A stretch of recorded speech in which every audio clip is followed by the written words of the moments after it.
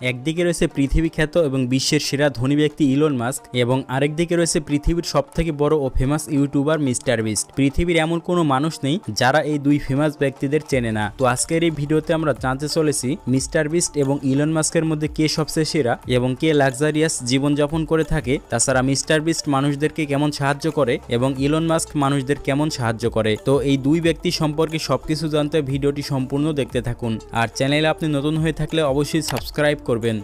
তো প্রথমে mister beast সম্পর্কে বললে, মিস্টার বিস্ট হচ্ছে এমন একজন ইউটিউবার যাকে পুরো বিশ্বের মানুষ এক নামে চিনে থাকে, কারণ মিস্টার বিস্টের ভিডিও দেখে না এমন মানুষ হয়তো পাওয়া যাবে না। মিস্টার বিস্টের আসল নাম হচ্ছে জিমি ডোনাল্ডসন এবং তিনি মার্কিন যুক্তরাষ্ট্রের ক্যারোলিনার গ্রিনভিল শহরে জন্মগ্রহণ করেছেন এবং তিনি হচ্ছেন একজন আমেরিকান ইউটিউবার। মাত্র 13 বছর বয়সে মিস্টার বিস্ট ইউটিউবের যাত্রা শুরু করেছিল। 2012 সালের 20 ফেব্রুয়ারি মিস্টার বিস্ট তার ইউটিউব চ্যানেল খুলেছিল।